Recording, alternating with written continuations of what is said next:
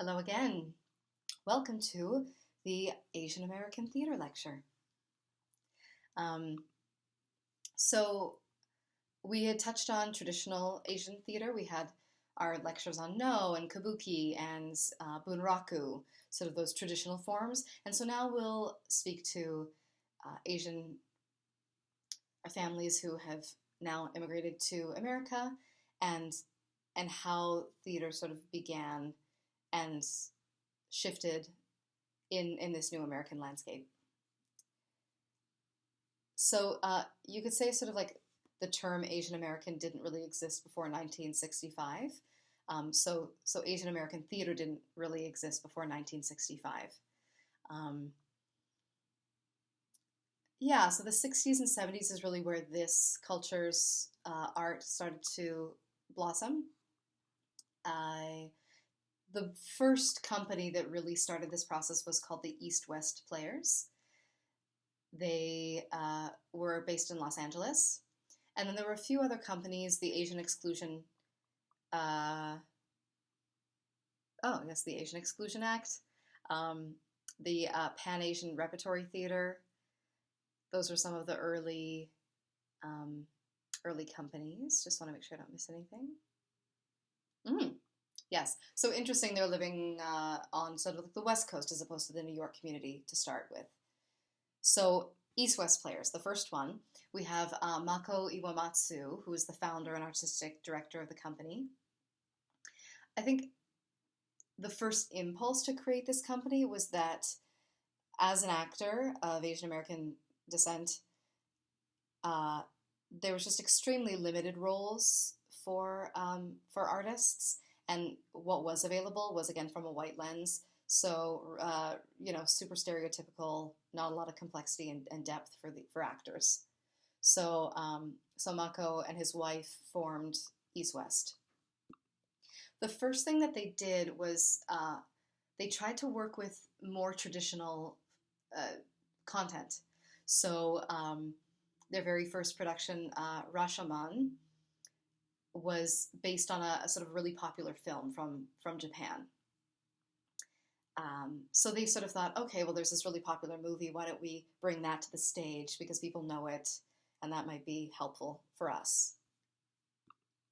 Another piece from sort of the traditional Asian world that they brought in was we had briefly talked about in No Theater with like the masks and the very specific stage with the three trees and the chanters and the musicians. They had like these little mini kind of comedic interludes called kyogen. Yeah, sort of little short sketches to break up the tradition. And so Mako Iwamatsu's wife was also a performer and had visited Japan and studied a lot of the techniques. And so to kind of keep a sense of and honor tradition, they would bring these Kyogen pieces to life in their theater space. I'm not sure if it was like a full night of Kyogen, but it might have been. And then the next thing that they did was like, okay, so we've introduced our traditional roots, and now we want to tackle the European classics. So all of the things we've studied, like Chekhov, The Seagull, Shakespeare's plays, sort of the standard Eurocentric material that any North American actor will probably study. That's what they decided to cast themselves in and produce to be like, hey, we're completely capable of acting in these plays and working with this more classical text. And then finally in the 70s is when they started to write their own material. It was sort of a home for the Asian American community to start telling their stories in their own voices. And they would have annual playwriting contests in the 70s. Mm-hmm. One of those playwrights that came to be was Wakako Yamauchi. And yeah, I'm trying to think. There's not a list necessarily of what her plays were, but she seemed to be a pillar in the community just continuing to kind of create content that could be shown at East West Players.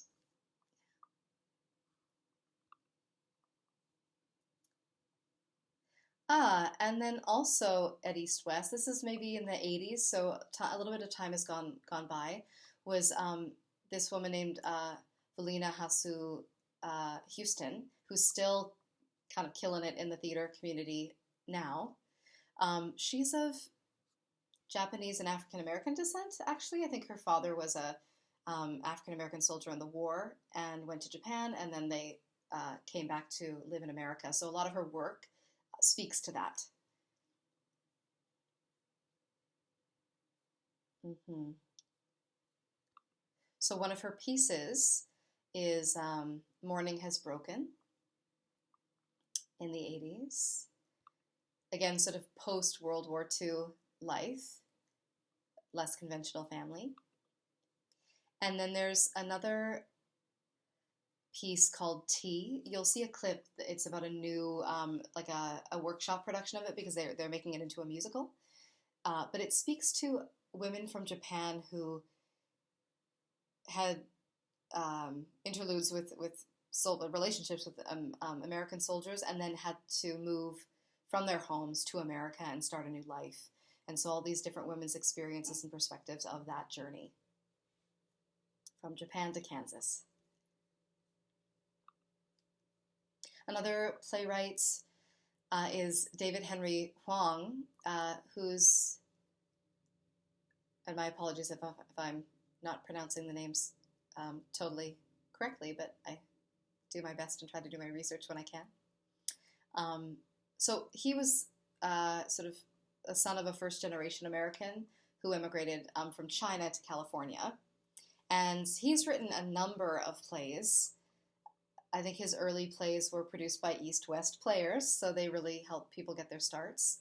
But one of his biggest hits in the 1980s was M. Butterfly, which is sort of a take on Madame Butterfly, the opera. And it's based on a true story, but it follows like a French diplomat who falls for sort of a Japanese performer, a male performer who impersonates women. So we had seen the Onagata performers in Kabuki.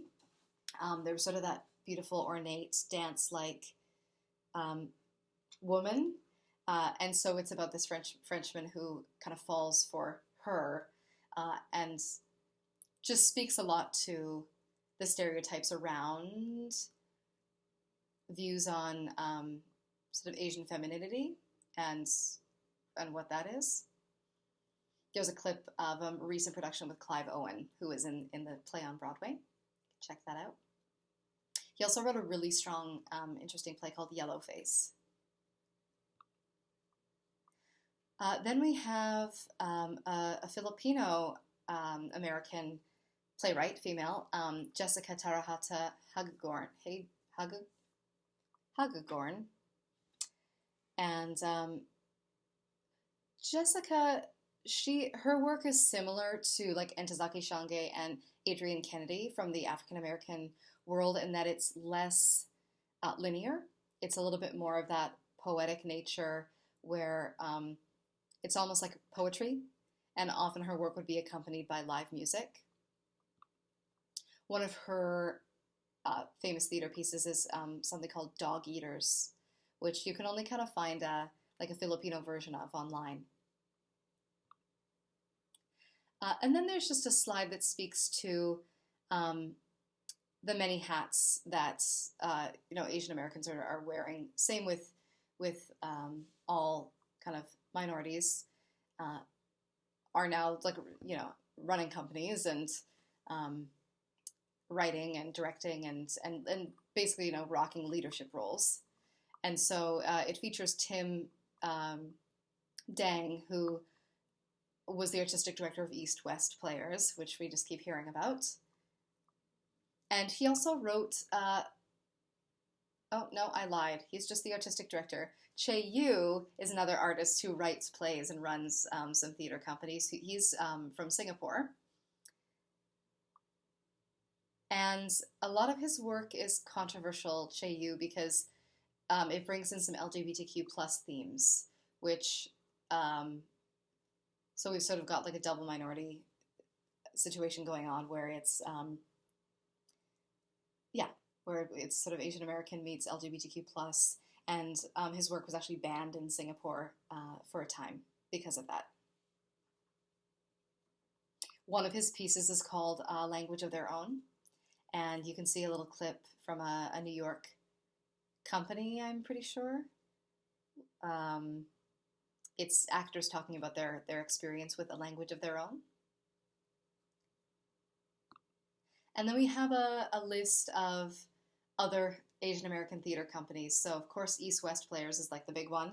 And then there's Asian American Theater Company, Pan Asian Repertory Theater, Mu Performing Arts, and Kumu Kahua,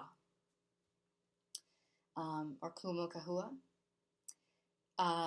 There's links to all of the websites, so if this sparks some interest in you, please feel free to check out their websites. East West Players maybe especially because it just focuses on it'll take you to their mission statement of how the company started in 1965 and why. Worth a check out.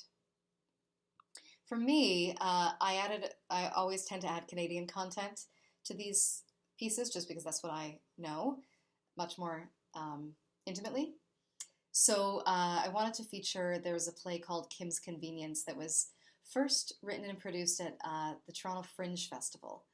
If you're not familiar with a Fringe Festival, it's like a super indie, people can kind of just, like you could decide to write a play and put it on with your friends.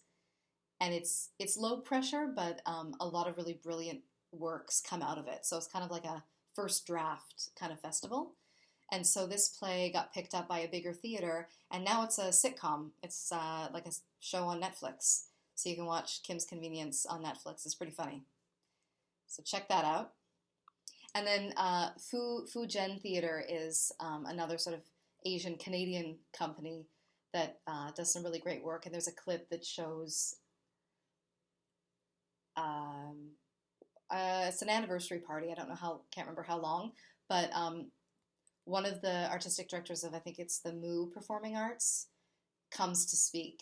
So an American playwright who maybe has Canadian roots comes to speak just about the Asian American experience. Oh, here it is. It's Rick Shiomi, who I put in the next slide. So you'll see him chat. And then just to sort of come back to this idea of casting, again, in Toronto, there was a production of Next to Normal. So Next to Normal is a musical that focuses on a family of 4 and a few other neighboring characters. But usually the family is a white family. And the musical stage company decided to make it a Asian American family. I think actually like a Filipino-Canadian family. So you'll see those actors killing it, and that's sort of what I mean about that I had spoken to in the in the African American PowerPoint lectures, is that this is happening more and more, as it should be. Another example of this is my friend Stephanie, who lives in sort of the prairies of Canada, has been cast a lot recently as like a Disney princess. So, and not like Jasmine from Aladdin, but she's been Belle in Beauty and the Beast and Ariel in Little Mermaid. So it's just such a great example or opportunity for especially the kids watching to see perhaps somebody who looks like them. So representation is, huge in the arts and is happening more and more on stage. So, yeah. And soon we'll read Paper Angels and you'll find out more about some history there. Thanks, guys.